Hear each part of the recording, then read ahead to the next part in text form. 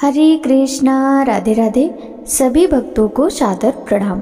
भक्तों, आप नियमित प्रातः 6:30 बजे हमारे चैनल पर श्रीमद् भागवत महापुराण की कथाएं श्रवण करते हैं। प्रातः 6 बजे श्रीमद् देवी भागवत पुराण की कथाएं श्रवण करते हैं। सभी वारों की कथाएं, तिथि ज्ञान इत्यादि की जानकारी भी आपको हमारे चैनल के माध्यम से दी जाती है। भक्तों, यदि अभी तक आपने चैनल को सब्सक्राइब नहीं किया है तो अवश्य ही कर लें, साथ ही बेल आइकन भी प्रेस कर लें, जिससे आने वाले हर नए वीडियो का नोटिफिकेशन आपको समय पर मिल सके। श्रीमद् भागवत महापुराण के कल के अध्याय में स्वयं मनु का ध्रुव जी को युद्ध बंद करने के लिए समझाना, ध्रुव जी को कुबेर का वरदान और विष्णु लोक की प्राप्ति की कथा का रसपान किया था। भक्तों, आज के इस अध्याय में ध्रुव वंश का वर्णन, राजा अंग का चरित्र, राजा वीन की कथा का रसपान करेंगे। तो चलिए भक्तों, वीडियो शुरू करते हैं। श्री सूत जी कहते हैं, सौनक जी, श्री मैत्रेय मुनि के मुख से ध्रुव जी के विष्णु पद पर आरूढ़ होने का वृतांत सुनकर विदुर जी के हृदय में भगवान विष्णु की भक्ति का उद्रेक हो आया और उन्होंने फिर मैत्रेय जी से प्रश्न करना आरंभ किया। विदुर जी ने पूछा, भगवत परायण मुने, ये प्रचेता कौन थे, किसके पुत्र थे, किसके वंश में प्रसिद्ध थे और इन्होंने कहाँ यज्ञ किया था?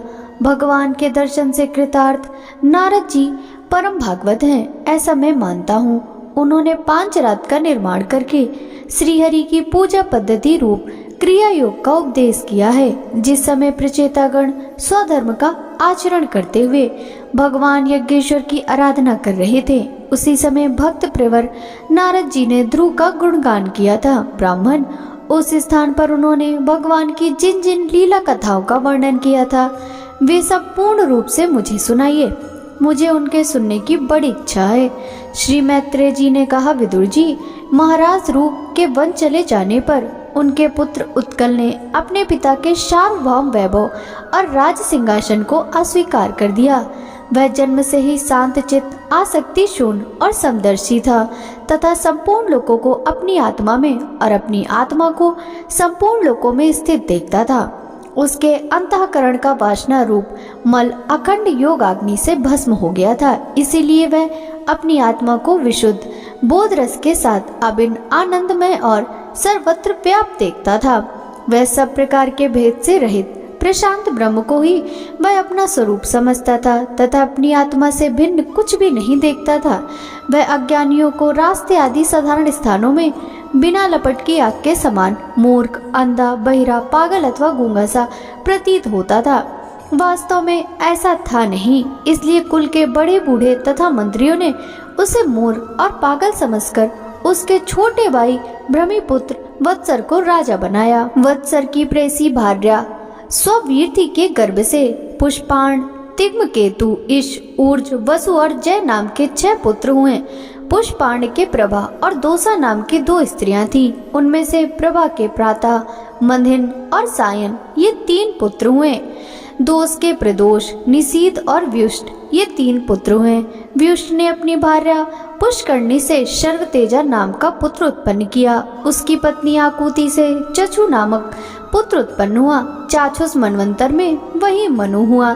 चक्षु मनु की स्त्री नडवला से पुरु, कुत्स, त्रित, द्रुम, शतवान, ऋत, वृत, अग्निहोष्ट, होम, आतिरात्र, प्रदुम्न, शिवी और उल्मुख ये 12 सप्तगुणी बालक उत्पन्न हुए। इनमें से उल्मुख ने अपनी पत्नी पुष्करणी से अंग, सुमना, ख्याति, क्रतु, अंगीरा और गय ये 6 उत्तम पुत्र प्राप्त किए। अंग की पत्नी सुनीता ने क्रूर कर्मा वेन को जन्म दिया, जिसकी दुष्टता से उद्विग्न होकर राजा अंग नगर छोड़कर चले गए थे।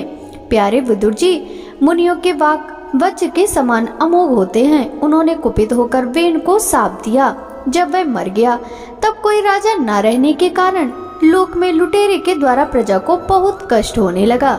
यह देखकर उन्होंने वेन की दाहिनी भुजा का मंथन किया, जिससे भगवान विष्णु के अंशावतार आदि सम्राट महाप्रभु प्रकट हुए। विदुर जी ने पूछा, ब्राह्मण, महाराज अंग तो बड़े शील संपन्न, साधु स्वभाव, ब्राह्मण भक्त और महात्मा थे, उनके वेन जैसा दुष्ट पुत्र कैसे हुआ? जिसके कारण दुखी होकर उन्हें नगर छोड़ना पड़ा। राजा दंडधारी वेन का भी ऐसा क्या अपराध था जो धर्मज्ञ मुनीश्वरों ने उसके प्रति साप रूप ब्रह्मदंड का प्रयोग किया। प्रजा का कर्तव्य है कि वह प्रजापालक राजा से कोई पाप बन जाए तो भी उसका तिरस्कार न करे, क्योंकि वह अपने प्रभाव से 8 लोकपाले के तेज को धारण करता है। ब्राह्मण, आप भूत भविष्य की बातें जानने वालों में श्रेष्ठ हैं, इसलिए आप मुझे सुनीता के पुत्र वेन की सब करतूतें सुनाइए। मैं आपका श्रद्धालु भक्त हूँ। श्री मैत्रेय जी ने कहा, विदुर जी, एक बार राजर्षि अंग ने अश्वमेध महायज्ञ का अनुष्ठान किया। उसमें वेदवादी ब्राह्मणों के आह्वान करने पर भी देवता लोग अपना भाग लेने नहीं आए। तब ऋत्विजों ने विस्मित होकर यजमान अंग से कहा, राजन, हम आहुतियों के रूप में आपका जो घृत आदि पदार्थ हवन कर रहे हैं उसे देवता लोग स्वीकार नहीं करते। हम जानते हैं कि आपकी होम सामग्री दूषित नहीं है, आपने उसे बड़ी श्रद्धा से जुटाया है तथा वेद मंत्र भी किसी प्रकार बलहीन नहीं है, क्योंकि उनका प्रयोग करने वाले ऋत्विज गण याजकोचित सभी नियमों का पूर्णता पालन करते हैं। हमें ऐसी कोई बात नहीं दिखती कि इस यज्ञ में देवताओं का किंचित भी तिरस्कार हुआ है। फिर भी कर्माध्यक्ष देवता लोग क्यों अपना भाग नहीं ले रहे? श्री मैत्रेय जी कहते हैं, ऋत्विजों की बात सुनकर यजमान अंग बहुत उदास हुए। तब उन्होंने याजकों की अनुमति से मौन तोड़कर सदस्यों से पूछा, सदस्यों, देवता लोग आवाहन करने पर भी यज्ञ में नहीं आ रहे, न सोम पात्र ही ग्रहण करते हैं। आप बतलाइए, मुझसे ऐसा क्या अपराध हुआ है? सदस्यों ने कहा, राजन, इस जन्म में तो आपसे तनिक भी अपराध नहीं हुआ। हाँ, पूर्व जन्म का एक अपराध अवश्य है, जिसके कारण आप ऐसे शरण गुण संपन्न होने पर भी पुत्रहीन हैं। आपका कल्याण हो, इसलिए पहले आप सुपुत्र प्राप्त करने का कोई उपाय कीजिए। यदि आप पुत्र की कामना से यज्ञ करेंगे तो भगवान यज्ञेश्वर आपको अवश्य पुत्र प्रदान करेंगे। जब संतान के लिए साक्षात यज्ञ पुरुष श्री हरि का आवाहन किया जाएगा, तब देवता लोग स्वयं ही अपना अपना यज्ञ भाग ग्रहण करेंगे। भक्त जिस जिस वस्तु की इच्छा करता है, श्री हरि उसे वही वही पदार्थ देते हैं। उनकी जिस प्रकार आराधना की जाती है, उसी प्रकार उपासक को भी फल मिलता है।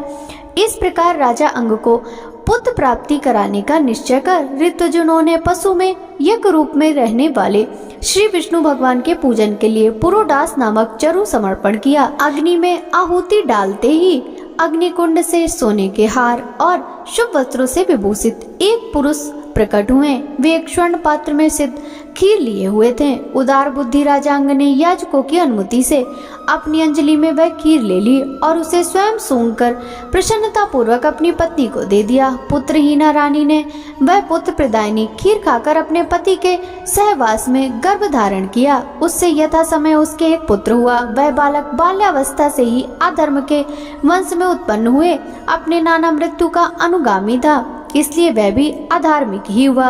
वह दुष्ट बालक धनुष बाण चढ़ाकर वन में जाता, व्याघ्र के समान बेचारे भोले भाले हिरणों की हत्या कर देता। उसे देखते ही पूर्ववासी लोग वेन आया कहकर पुकार उठते। वह ऐसा क्रूर और निर्दयी था कि मैदान में खेलते हुए अपनी बराबरी के बालकों को पशुओं की भांति बलात्कार से मार डालता था। वेन की ऐसी दुष्ट प्रकृति देखकर महाराज अंग ने उसे तरह तरह से सुधारने की चेष्टा की, परंतु वे उसे सुमार्ग पर लाने में समर्थ न हुए।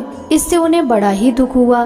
जिन गृहस्थों के पुत्र नहीं हैं, उन्होंने अवश्य ही पूर्व जन्म में श्री हरि की आराधना की होगी। इसी से उन्हें कुपोत की करतूतों से होने वाले असह्य क्लेश नहीं सहने पड़ते, जिसकी करनी से माता पिता का सारा सुयश मुट्ठी में मिल जाए, उन्हें अधर्म का भागी होना पड़े, सबसे विरोध हो जाए, कभी न छूटने वाली चिंता मोल लेनी पड़े और घर भी दुखदायी हो जाए।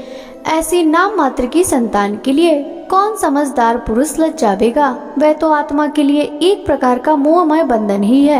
मैं तो सपूत की अपेक्षा कुपूत को ही अच्छा समझता हूँ, क्योंकि सपूत को छोड़ने में बड़ा क्लेश होता है। कुपूत घर को नरक बना देता है, इसलिए उससे सहज ही छुटकारा हो जाता है। इस प्रकार सोचते सोचते महाराज अंग को रात में नींद नहीं आई। उनका चित्त गृहस्थी से विरक्त हो गया। वे आधी रात के समय बिछौने से उठे। इस समय वेन की माता नींद में बेसुध पड़ी थी। राजा ने सबका मुंह छोड़ दिया। उसी समय किसी को मालूम भी ना हो इस प्रकार चुपचाप उस महान ऐश्वर्य से भरे राजमहल से निकलकर वन को चल दिए। महाराज विरक्त होकर घर से निकल गए। यह जानकर सभी प्रजाजन, पुरोहित, मंत्री और सुहृदगण आदि अत्यंत शोकाकुल होकर पृथ्वी पर उनकी खोज करने लगे। ठीक वैसे ही जैसे योग का यथार्थ रहस्य न जानने वाले पुरुष अपने हृदय में छिपे हुए भगवान को बाहर खोजते हैं। जब उन्हें अपने स्वामी का कहीं पता न लगा, तब वे निराश होकर नगर में लौट आए और वहां जो मुनिजन एकत्रित हुए थे उन्हें यथावत प्रणाम करके उन्होंने आंखों में आंसू भरकर महाराज के न मिलने का वृतांत सुनाया। श्री मैत्रेय जी कहते हैं, वीरवर विदुर जी, सभी लोगों की कुशल चाहने वाले भृगु आदि मुनियों ने देखा कि अंग के चले जाने से अब पृथ्वी की रक्षा करने वाला कोई नहीं रह गया। सब लोग पशुओं के समान उच्चक्रल होते जा रहे हैं। तब उन्होंने माता सुनीता की सम्मति से मंत्रियों के सहमत न होने पर भी वेन को भूमंडल के राजपद पर अभिषिक्त कर दिया। वेन बड़ा कठोर शासक था। जब चोर डाकुओं ने सुना वही राज सिंहासन पर बैठा है, तब सर्प से डरे हुए चूहे के समान वे सब तुरंत ही जहां तहां छिप गए। राज्यासन पाने पर वेन 8 लोकपालों की ऐश्वर्य कला के कारण उन्मत्त हो गया और अभिमानवश अपने को ही सबसे बड़ा मानकर महापुरुषों का अपमान करने लगा। वह ऐश्वर्य मत से अंधा हो रथ पर चढ़ निरंकुश गजराज के समान पृथ्वी और आकाश को कपाता हुआ सर्वत्र विचरने लगा। कोई भी द्विजाति वर्ण का पुरुष कभी किसी प्रकार का यज्ञ, दान और हवन न करे। अपने राज्य में यह ढिंडोरा पिटवाकर उसने सारे धर्म कर्म बंद करवा दिए। दुष्ट वेन का ऐसा अत्याचार देख सारे ऋषि मुनि एकत्र हुए और संसार पर संकट आया समझकर करुणावश आपस में कहने लगे, अहो, जैसे दोनों ओर जलती हुई लकड़ी के बीच में रहने वाली चींटी आदि जीव महान संकट में पड़ जाते हैं, वैसे ही इस समय सारी प्रजा एक ओर और राजा के और दूसरी ओर चोर डाकुओं के अत्याचार से हम महान संकट में पड़ रही है। हमने अराजकता के भय से ही अयोग्य होने पर भी वेन को राजा बनाया था, किंतु अब उससे भी प्रजा को भय हो गया। ऐसी अवस्था में प्रजा को किस प्रकार सुख शांति मिल सकती है।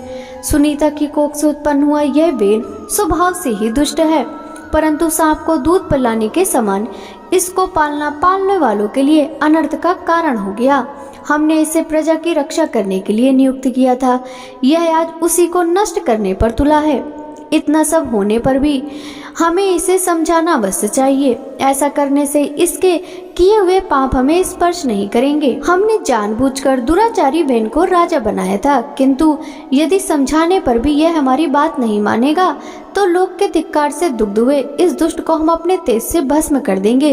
ऐसा विचार करके मुनि लोग वेन के पास गए और अपने क्रोध को छिपाकर उसे प्रिय वचनों से समझाते हुए इस प्रकार कहने लगे। मुनियों ने कहा, राजन, हम आपसे जो बात कहते हैं उस पर ध्यान दीजिए, इससे आपकी आयु, श्रीबल और कीर्ति की वृद्धि होगी। तात, यदि मनुष्य मन, वाणी, शरीर और बुद्धि से धर्म का आचरण करे तो उसे स्वर्ग आदि शोक रहित लोगों की प्राप्ति होती है। यदि उसका निष्काम भाव हो तब तो वह धर्म उसे अनंत मोक्ष पद पर पहुंचा देता है।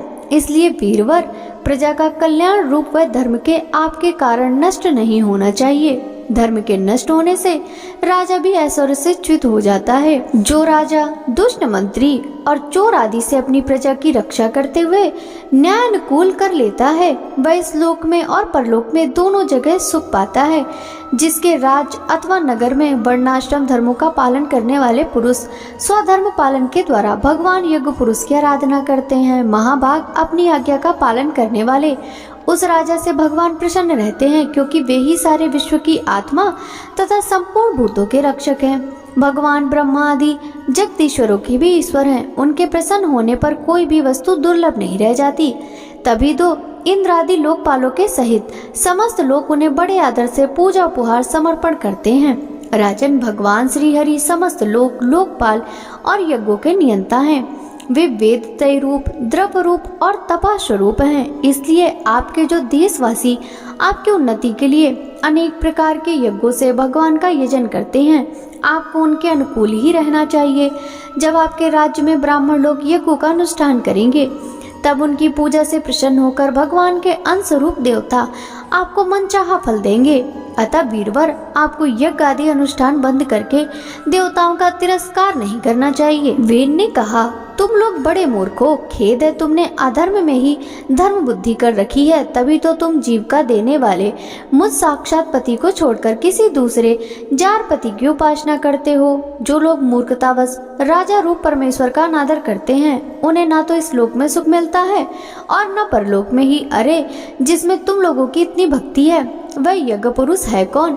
यह तो ऐसी ही बात हुई जैसे कुलटा स्त्री अपने विवाहित पति से प्रेम न करके किसी पर पुरुष में आसक्त हो जाए। विष्णु, ब्रह्मा, महादेव, इंद्र, वायु, यम, शूर, मेघ, कुबेर, चंद्रमा, पृथ्वी, अग्नि और वरुण तथा इनके अतिरिक्त जो दूसरे वर और शाप देने में समर्थ देवता हैं, वे सब के सब राजा के शरीर में रहते हैं। इसलिए राजा सर्वदेवमय हैं और देवता उनके अंश मात्र हैं। इसलिए ब्राह्मणों, तुम मत्सरता छोड़कर अपने सभी कर्मों द्वारा एक मेरा ही पूजन करो और मुझी को बलि समर्पण करो।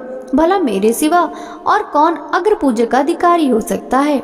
श्री मैत्रेय जी कहते हैं, इस प्रकार विपरीत बुद्धि होने के कारण वह अत्यंत पापी और कुमार्गगामी हो गया था। उसका पुण्य क्षीण हो चुका था। इसलिए मुनियों के बहुत विनय पूर्वक प्रार्थना करने पर भी उसने उनकी बात पर ध्यान न दिया। कल्याण रूप विदुर जी, अपने को बड़ा बुद्धिमान समझने वाले वेद ने जब उन मुनियों की इस प्रकार अपमान किया, तब अपनी मांग को व्यर्थ हुई देख वे उस पर अत्यंत कुपित हो गए। मार डालो, इस स्वभाव से ही दुष्ट पापी को मार डालो। यदि यह जीता रहा तो कुछ ही दिनों में संसार को अवश्य भस्म कर डालेगा। यह दुराचारी किसी प्रकार राज सिंहासन के योग्य नहीं है, क्योंकि यह निर्लज्ज साक्षात यज्ञपति श्री विष्णु भगवान की निंदा करता है। कहो, जिनकी कृपा से ऐसा ऐश्वर्य मिला है, उन श्री हरि की निंदा अभागे वेन को छोड़कर और कौन कर सकता है? इस प्रकार अपने छिपे हुए क्रोध को प्रकट कर उन्होंने उसे मारने का निश्चय कर लिया। वह तो भगवान की निंदा करने के कारण पहले ही मर चुका था, इसलिए केवल हुंकारों से ही उन्होंने उसका काम तमाम कर दिया। जब मुनिगण अपने अपने आश्रमों को चले गए, तब इधर वेन की शोकाकुल माता सुनीता मंत्र आदि के बल से तथा अन्य युक्तियों से अपने पुत्र की शव की रक्षा करने लगी। तब इधर वेन की शोकाकुल माता सुनीता मंत्र आदि के बल से तथा अन्य युक्तियों से अपने पुत्र के शव की रक्षा करने लगी। एक दिन वे मुनिगण सरस्वती के पवित्र जल में स्नान कर अग्निहोत्र से निवृत्त हो नदी के तीर पर बैठे हुए हरि चर्चा कर रहे थे।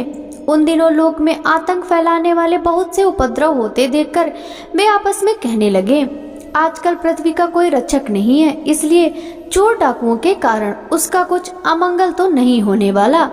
ऋषि लोग ऐसा विचार कर ही रहे थे कि उन्होंने सब दिशाओं में धावा करने वाले चोरों और डाकुओं के कारण उठी बड़ी भारी धूल देखी।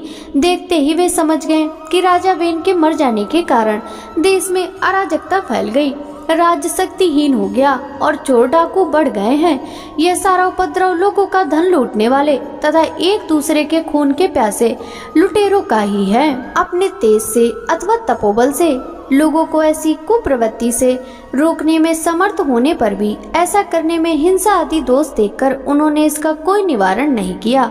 फिर सोचा कि ब्राह्मण यदि समदर्शी और शांत स्वभाव भी हों तो भी दीनों की उपेक्षा करने से उसका तप उसी प्रकार नष्ट हो जाता है जैसे फूटे हुए घड़े में से जल बह जाता है। फिर राजर्षि अंग का वंश भी नष्ट नहीं होना चाहिए, क्योंकि इसमें अनेक अमोघ शक्ति और भगवत परायण राजा हो चुके हैं। ऐसा निश्चय कर उन्होंने मृत राजा की जांघ को बड़े जोर से मथा और उसमें से एक बौना पुरुष उत्पन्न हुआ। वह कौवे के समान काला था। उसके सभी अंग और खासकर भुजाएं बहुत छोटी थीं, जबड़े बहुत बड़े, टांगे छोटी, नाक चपटी, नेत्र लाल और केस तांबे के रंग के थे। उसने बड़ी दीनता और नम्र भाव से पूछा, मैं क्या करूं? तो ऋषियों ने कहा, निषीद बैठ जा। इसी से वह निषाद कहलाया। उसने जन्म लेते ही राजा वेन के भयंकर पापों को अपने ऊपर ले लिया, इसलिए उसके वंशधर नैसाध्वी हिंसा, लूटपाट आदि कर्मों में रत रहते हैं। अतः वे गांव और नगर में न टिककर वन और पर्वतों में ही निवास करते हैं। श्री मैत्रेय जी कहते हैं, विदुर जी, इसके बाद ब्राह्मणों ने पुत्रहीन राजा वेन की भुजाओं का मंथन किया। तब उनसे एक स्त्री पुरुष का जोड़ा प्रकट हुआ। ब्रह्मवादी ऋषि उस जोड़े को उत्पन्न हुआ देख उसे भगवान का अंश जान बहुत प्रसन्न हुए और बोले, भक्तों, आगे की कथा का रसपान हम कल के अध्याय में करेंगे। श्रीमद् भागवत महापुराण की यह कथा यदि आपको अच्छी लगी हो तो वीडियो को लाइक कर ज्यादा से ज्यादा भक्तों के साथ शेयर कीजिएगा। साथ ही वीडियो के कमेंट बॉक्स में जय जय श्री हरि विष्णु जरूर लिखिएगा, जिससे भगवान विष्णु की कृपा दृष्टि सदा सर्वदा आप सभी पर इसी प्रकार बनी रहे। आपसे मिलते हैं श्रीमद् भागवत महापुराण के अगले अध्याय की कथा के साथ। तब तक सभी भक्तों को हरे कृष्णा, राधे राधे, हरि बोल।